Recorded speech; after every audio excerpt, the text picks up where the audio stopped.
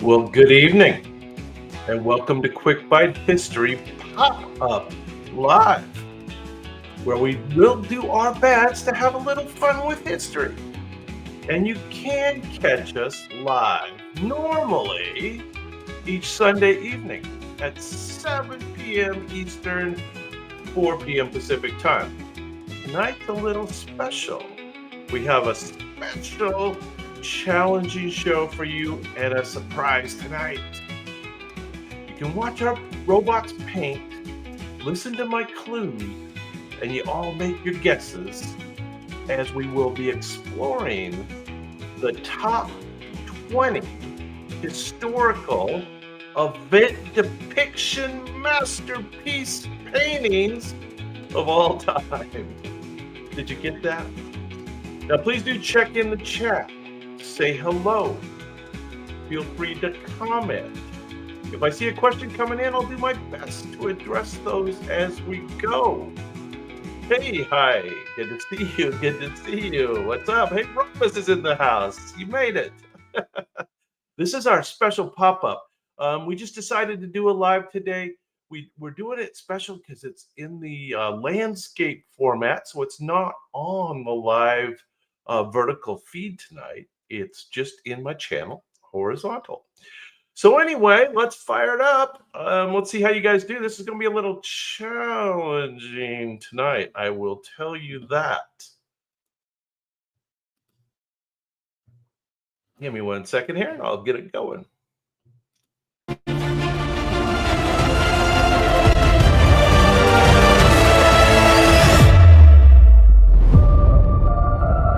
Okay, you know the rules by now. Robots paint, you guess. I give some clues along the way. We will start off a little bit easy. Now remember, we're doing famous historical painting masterpieces. So we're probably looking for names of paintings, maybe the artist, and then we can work on the dates. This first one's easy. The figures are seated along a long table.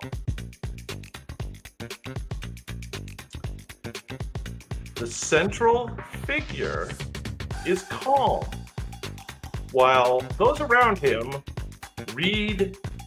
react with shock. Very good, very good. I knew you'd get the first one. The setting is a simple dining hall. Now, we're giving you a little more time on these too, because again, they're a little harder when we're trying to depict a historical painting versus, say, a historical character. The scene captures the moment after a shocking revelation. The paintings depict Jesus' final meal with his disciples. Okay, Rufus has not only the painting, The Last Supper, but he also has the artist, Leonardo da Vinci. Very good. Now, I told you the first one would be kind of easy. So there you go. So give me, okay, now if you know it's Leonardo da Vinci, you should be able to get close to the date. Who knows the date of when this painting was created? And this painting is, I think, isn't it like a fresco or something? Isn't it like on a church? It's not actually a painting on a piece of paper or a canvas. I think it's a fresco or something.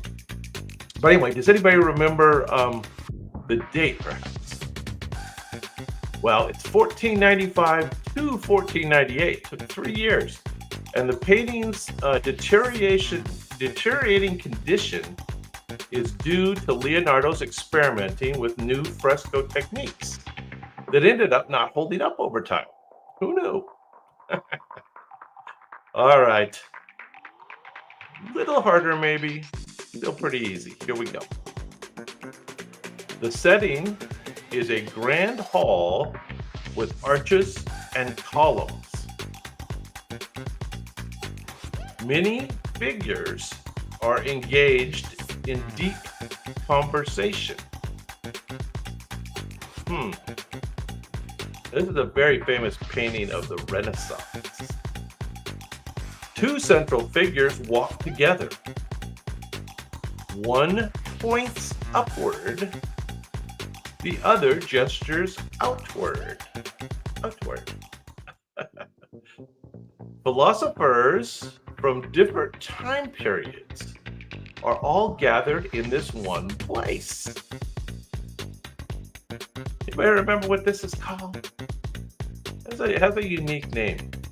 The painting represents classical knowledge and features Aristotle and Plato.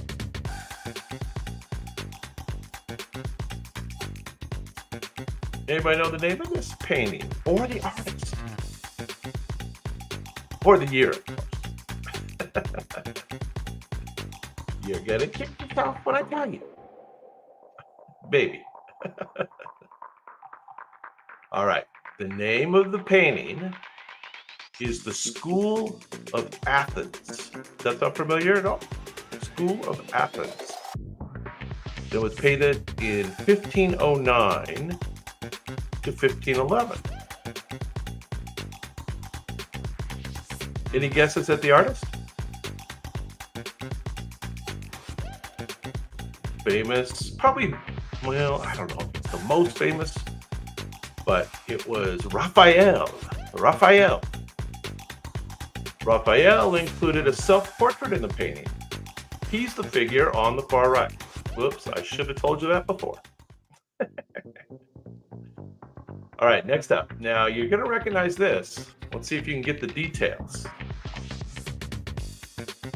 The scene takes place in the sky. Curious.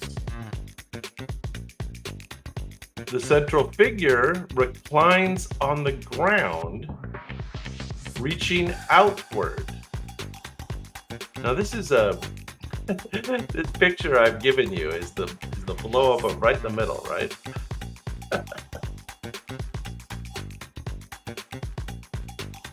Another figure extends a hand, but their fingers do not touch. And there is a group of figures surrounding the second character that's out of the scene. But I did the blow up because this is the key part. The painting represents the biblical moment when God gives life to the first man.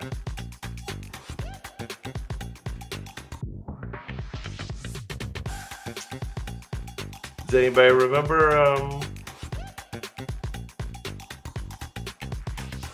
the name of this, perhaps? This is called The Creation of Adam. The Creation of Adam, 1512. And it is by a very famous painter and architect and sculptor. Any guesses? It is Michelangelo. Some scholars believe the shape around God resembles a human brain, suggesting a hidden message about intelligence. Curious. All right, they only get harder from here. My apologies. The scene is crowded with armored knights.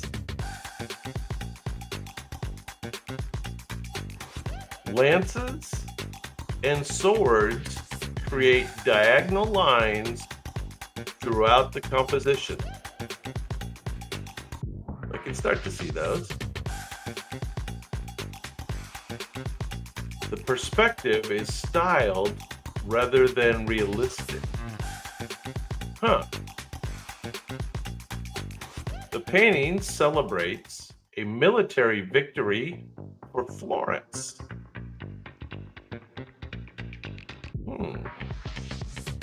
Anybody have any clue? This is 1435. 1435. So still way back there. It was commissioned to glorify the Medici family, and their power. Anybody have any idea?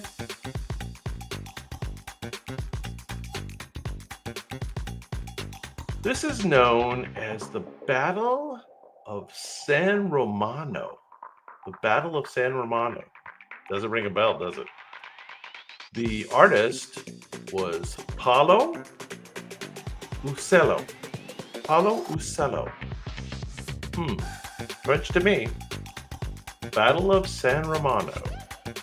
The painting originally had 3 panels, but they were separated and now in different museums. Crazy. Okay. They only get harder. My apologies.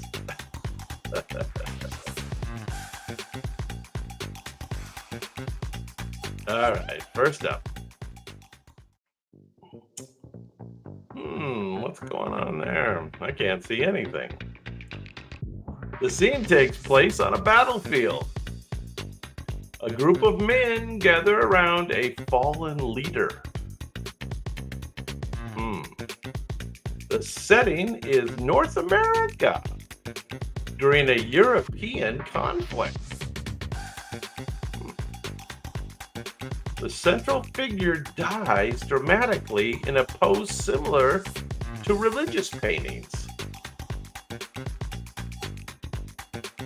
I guess these are supposed to be famous paintings, you know.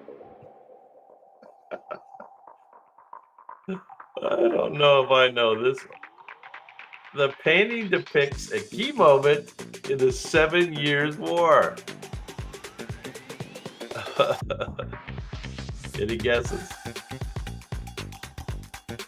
Oh, these are getting harder. This is known as the death of General Wolfe, of course. The artist was Benjamin West. Never heard of him. Sorry, Ben. This was one of the first major history paintings to show figures in contemporary clothing instead of ancient style robes. That's kind of interesting. First one to show modern clothing. Wonder why that was. Hard to say, right? Yeah, I think I do too. But I do have the answers in front of me, so I'm good. I'm good to go. Anyway, death of General Wolfe. Now you know something. We're going to learn something tonight. We're definitely going to learn something. All right, next up. We're up to number 6. We're happy about that. Now, this is a fairly famous painting. I have heard of this painting. A shipwrecked crew struggles to survive on a floating structure. That's a big clue. Some figures lie lifeless, while others wave frantically for rescue. Help us.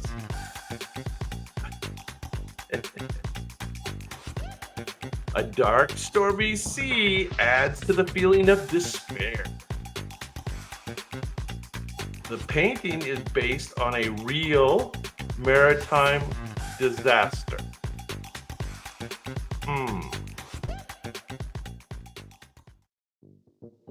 It actually is a critique and criticizes the incompetence of the French government. Who knew? Does this look familiar at all? This is fun. This is one of the famous. Yeah, the Breca Prosperius. No, that's actually, I don't know if that's correct or not. The painting is called The Raft of Medusa. Now that sounds familiar, right? The Raft of Medusa. It was Theodore Guernica, French. Theodore Guernica. And it was 1818. So there you go. Guernica interviewed survivors and even studied corpses to achieve accuracy in his depiction of the suffering. Okay. I don't know. It's a famous painting. The Raft of Medusa. There you go. We're learning a lot tonight. We are learning a lot tonight. Next up, you may know this one. You may not. The central figure holds a weapon in one hand and something else in the other. Smoke and rubble fill the background, symbolizing unrest. Oh, there is a bare breast in this one too, incidentally. So we have that going for us. The central figure wears a Phrygian cap.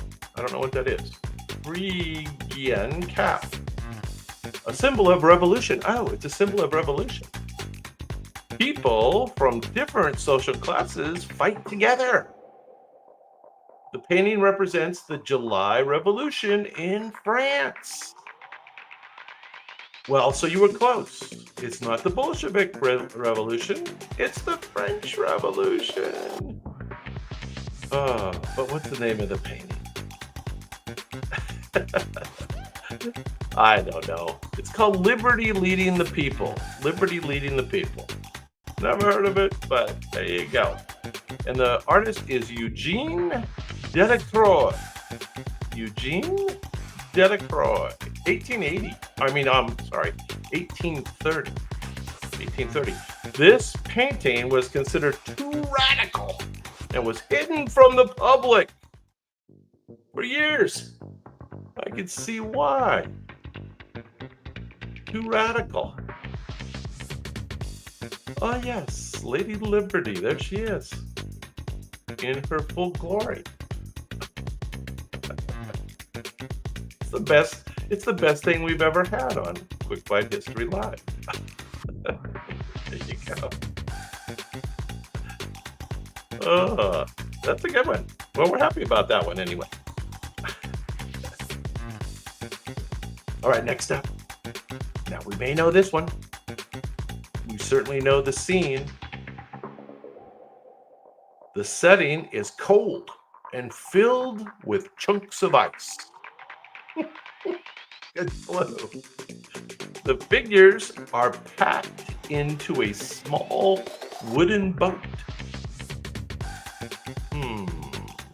Can't see it yet. I can't see it. A flag bearer stands tall despite the rough waters. The central figure gazes forward with determination.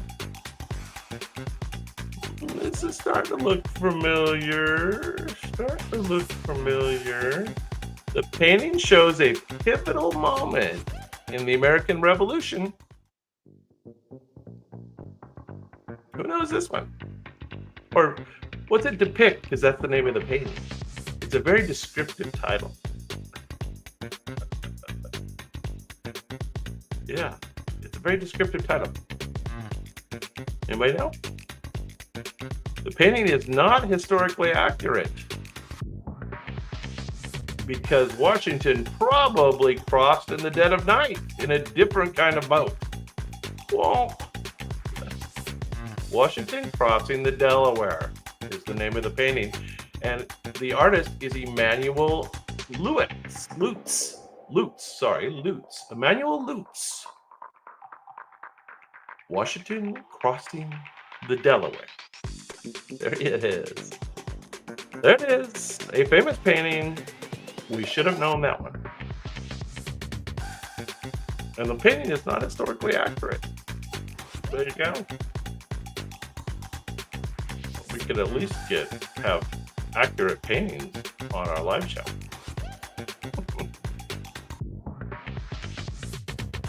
All right, now I have heard of this painting too. Let's see if you have or not. The setting is dark with a strong contrast of light and shadow. A line of faceless soldiers aims rifles at unarmed civilians. Not a good start, doesn't sound good. A man in a white shirt raises his arms in surrender. Look, he's given up. The victims' faces show raw fear and agony. The painting depicts Napoleon's forces executing Spanish civilians after an uprising. This is a very famous painting. It's one of the most famous war paintings, so it fits into our historical painting category.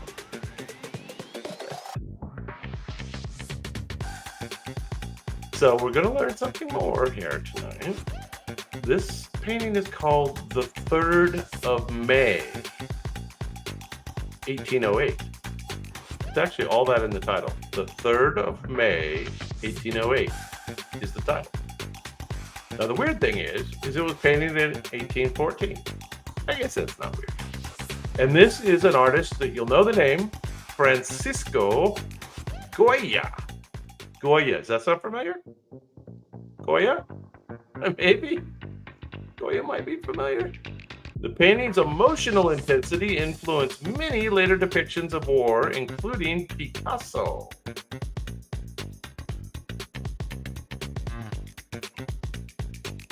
Yeah, I know. These are hard. This is an educational endeavor tonight. I'm creating an educational film tonight. And you guys are helping me create the educational film.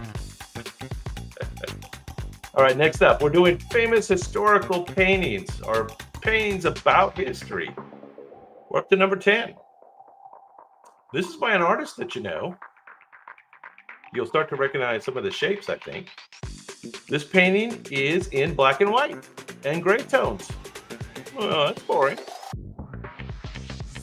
A bull and a wounded horse are among the central figures. A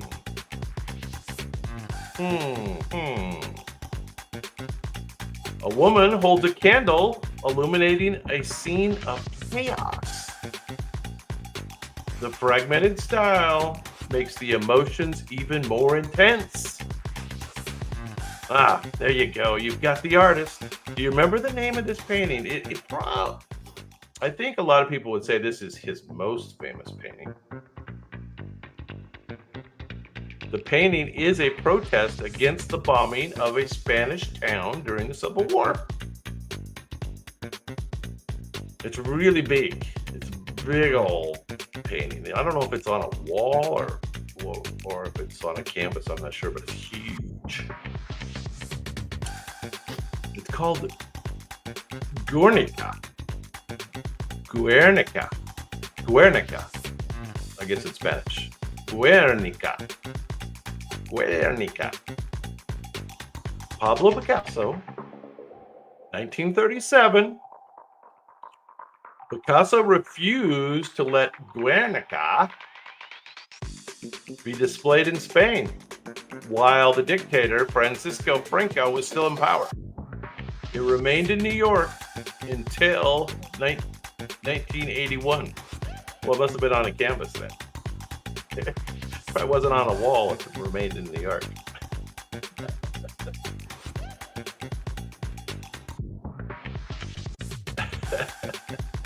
Somehow they moved it. I don't know how.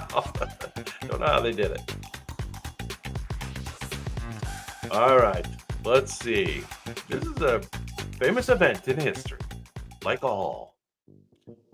The grand setting is inside the Notre Dame Cathedral. I can't really tell.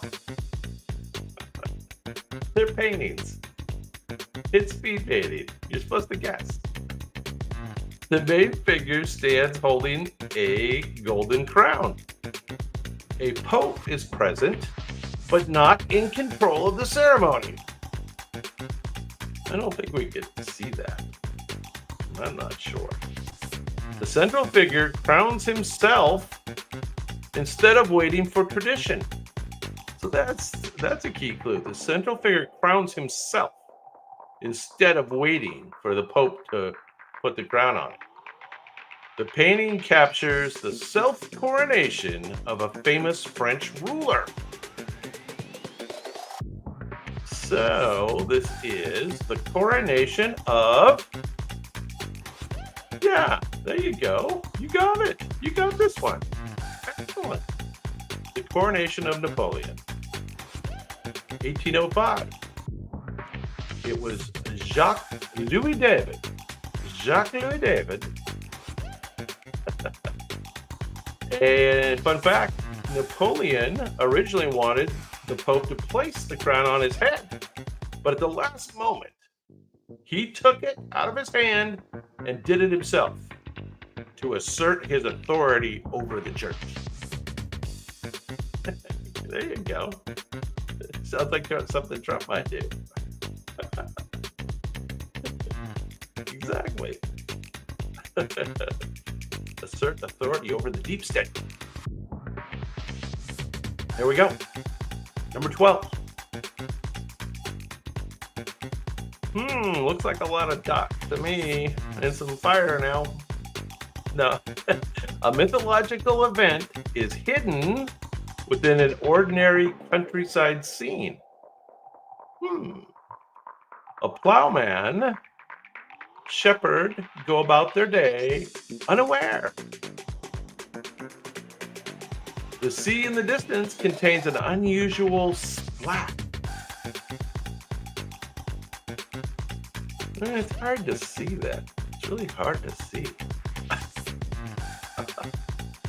A pair of legs disappears into the water.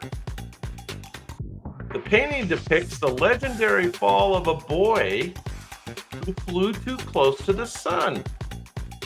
Well, there's a good clue. What's that? The painting depicts the legendary fall of a boy who flew too close to the sun.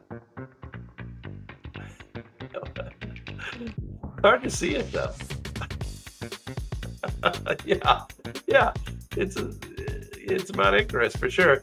And I don't know why this one's so famous, but it's called The Landscape with the Fall of Icarus, and it was painted in 1560. Holy smokes! Peter Bruegel the Elder. Pieter Bruegel the Elder. There you go. This painting shifts focus away from the heroic myth, emphasizing the indifference of daily life. Now that's weird. This sounds conceptual. I've never heard of it before, but it made our list tonight. Learn something every day on Quick Bite History Live. There you go.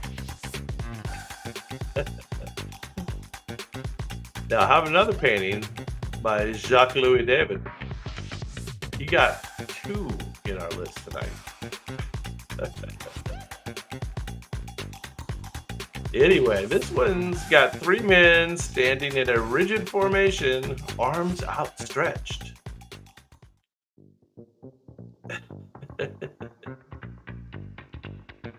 They swear loyalty to their father and their city.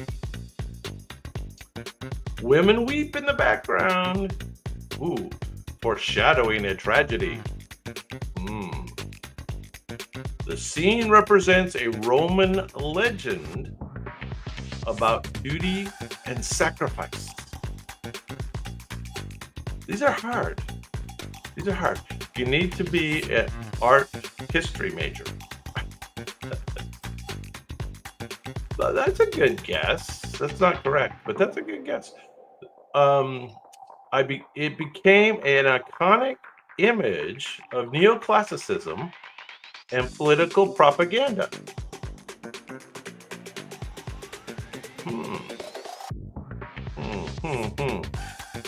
So this is called the Oath of Horati. The Oath of Horati. Now, I don't know much about this story. We're going to have to look this one up.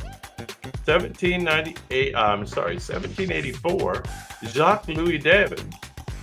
And this painting was used to promote loyalty to the French Revolution. I don't get it. Let's look this one up. Oath of Haradi. We're going to get some background on this one. Must be something important. All right. There it is. Learn another thing on Quick Bite History Live. Anyway, on to number 14. Now, this one is a very famous painting, and I have heard of this one before. I'm not sure I could pick it out of a lineup. The painting features dramatic contrasts of light and dark.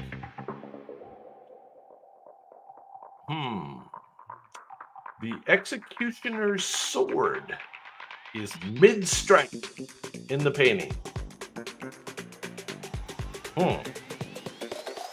Ooh, a pool of blood forms on the ground. I think that's a robe, isn't it? It's not a pool of blood, is it? Maybe we're seeing something different. These robots. The scene is intense, yet eerily calm. The artist has captured all of that.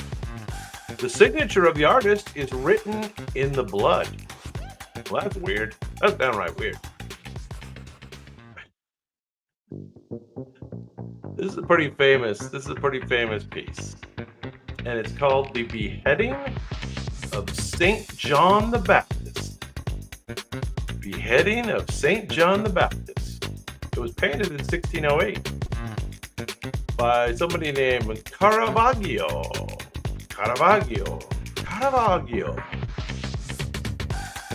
This is the only painting Caravaggio ever signed.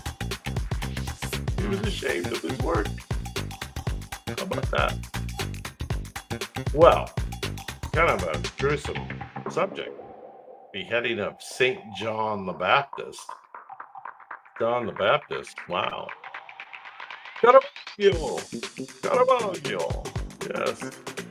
It's a fun name to say if I'm saying it anywhere close to correctly. On to number 15.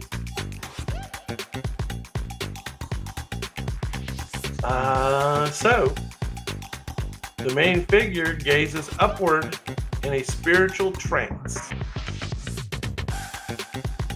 Okay. Now, the artist you're going to know, the famous artist. The colors are bold, elongated, and expressive. This style is consistent with this artist for sure. The background is vague and undefined, focusing attention on the central figure. Yes, I would say that's true, particularly in our robot painting. They're all a little abstract. The painting captures an emotional moment from the Passion of Christ. The figure's long face and luminous skin are hallmarks of this artist's style. Any guesses on the artist, perhaps? All the way back at 1580. I didn't realize this guy was that far back. This one's called Christ Carrying the Cross, which, yeah, kind of looks like that. Okay. But who's the artist? The style's pretty right on. This is El Greco. That's that familiar? El Greco. El Greco's unique style was once considered too radical, but later he was celebrated as a visionary. Donatello. That's one of the Ninja Turtles, isn't it? Donatello. This is El Greco, which is not a Ninja Turtle. Although that would have been a cool name for a Ninja Turtle. Number 16. Now again, we do have a famous painting here. Whether we'll remember this famous painting or not, it's hard to say. This painting is much darker than its original appearance due to a varnish that was put on. Uh-oh, somebody put a varnish on and it made it darker. That happens. Too many layers of stain. Gets too dark.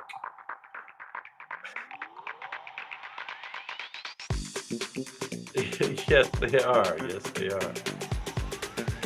Leonardo. A mysterious young girl in the background adds intrigue. The central figures are dressed in black and gold, leading the group. It portrays a group of men preparing for action.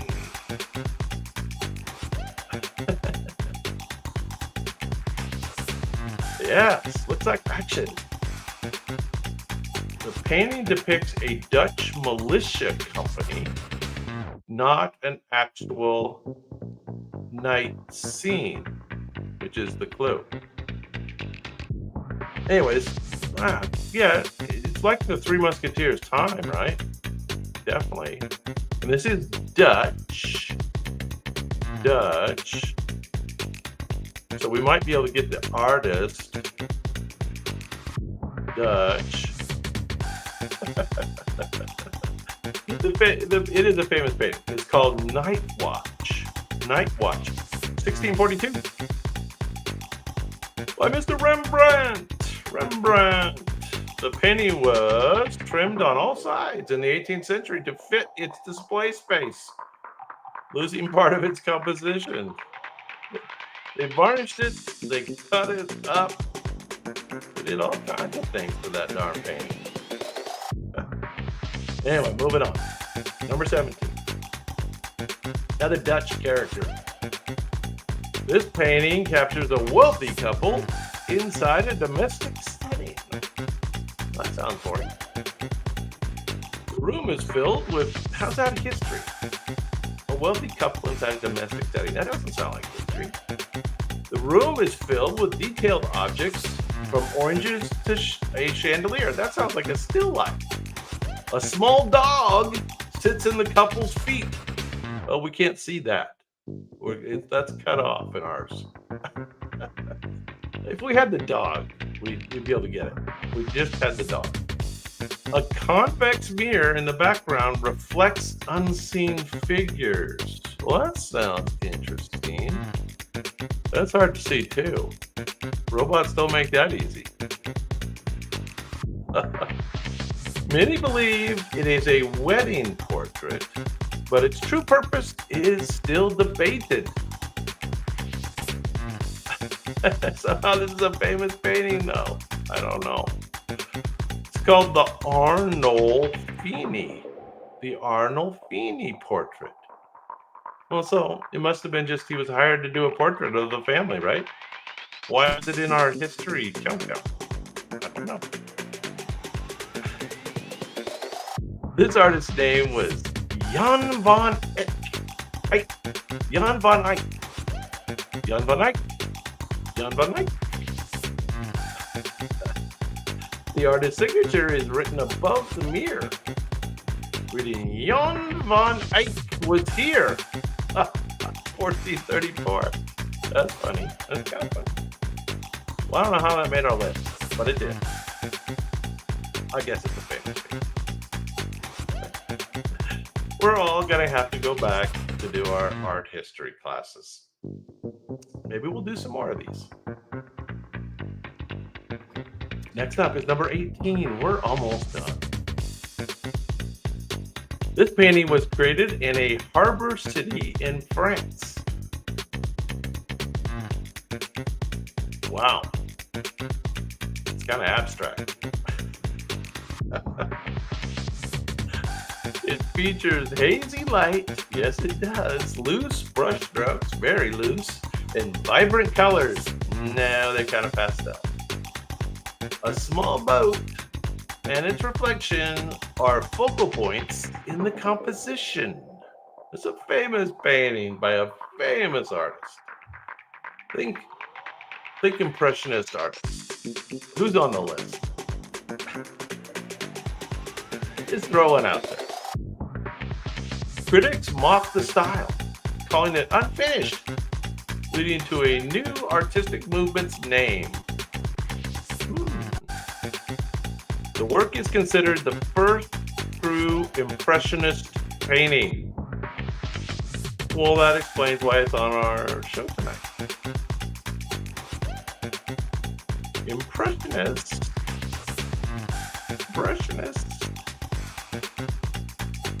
So the name of the painting is Impression Sunrise. There you go. 1872. By who's the most famous impressionist or first impressionist? Mr. Claude Monet. The term Impressionism was coined from his painting title. That's where it came from, the name of this piece, Impression Sunset. There you go. Originally, it meant as an insult by the critics. Impressionism. Okay. All right. Number 9 pane with a bullet. I like the pattern. We got a little pattern going there. And fire. I like all the effects. This painting captures a farewell moment for a once great vessel. The scene is bathed in golden glow of sunset. The subject is being towed by a small by a small modern steam-powered tugboat. Well, I can't see that. Can you see that? I can't see that. It symbolizes the transition from an older, heroic era to industrial modernity. Well, now, okay. So if we could see this a little better, I get what they're getting at there. The transition from older, heroic era to an industrial modernity. Symbolic. It's symbolic, like paintings are supposed to be, right? The ship depicted played a key role in the Battle of Trafalgar. This is called the Fighting Temeraire. The Fighting Temeraire. Got me. Why is it so famous? 1839. J.M.W. Turner is the artist. J.M.W. Turner. The real HMS Temeraire was broken up for scrap in 1838, but Turner chose to romanticize its final journey. Okay, well, I guess they're saying that's a famous painting. I guess it is. It's a cool sunset. Nice sunset. Number 20. You know what? Making his third appearance tonight. The robots like this guy. Jacques-Louis David. That's another painting for us. This painting was commissioned by a European ruler to promote his heroic image. So this was actually commissioned by the dude in the picture. The subject is depicting riding a rearing horse, even though the real event was far less dramatic. No kidding. Wind and motion dominate the composition, really, emphasizing energy and power. That's hard for us to see. I see like sparks. Did they mention sparks? Yeah. Here we go. This is about Napoleon, definitely. The names Bonaparte, Hannibal, and Charlemagne are inscribed on the rocks. Those are kind of cut off in our picture, I think.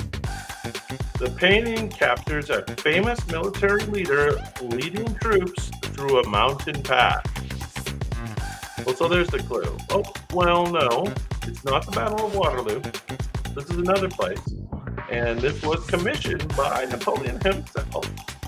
You got old Jacques Louis David to paint this for him. And it's called Napoleon Crossing the Alps. Napoleon Crossing the Alps. There he is. Crossing the Alps. Very exciting. This is a famous painting, right? I mean, you've seen it before. You've seen the painting. Yes? No? Maybe? Napoleon never actually crossed the Alps. Oh, he did cross the Alps, but he was riding a mule. All right, Robins. Well, thank you for playing tonight. I appreciate it. That gives me a nice recording for this video, and I appreciate that. I don't think we're going to do any bonus rounds or anything tonight. We don't have much of a crowd, which certainly makes sense. But we are on tomorrow night. Tomorrow night we will do a regular show at 7 o'clock. So it's Saturday night. It's a half hour earlier than usual, 7 o'clock Eastern time. And that's because the Super Bowl's on Sunday. So we're going to do it Saturday. So hopefully you can make it. If you can't, we'll see you next time. But we'll be back to Sundays like usual. And thank you for coming. And take it easy. I appreciate it. Whoop.